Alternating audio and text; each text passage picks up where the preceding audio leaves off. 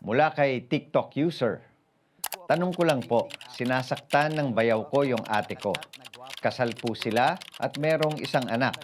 Kapag nag-aaway po sila, nakikitaan ko ng pasa sa muka at braso yung ate ko. Nagkaroon na rin kami ng alitan ng bayaw ko dahil sa nangyari. Wala po ba akong karapatan na makialam sa kanila kung away pamilya? TikTok user, kung away mag-asawa na may argumento, di pagkakaunawaan, alitan, o kahit sigawan, marahil mas maigi, Miss TikTok user, na di na kayo makialam.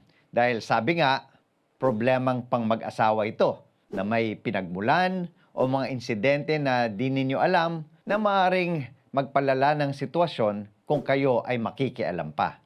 Ngunit, malaking ngunit po ito, kung may pananakit na nakasama at mapapahamak na ang kalusugan at kapakanan ng isang partido, lalo na ng kababaihan, may obligasyon na kayong manghimasok.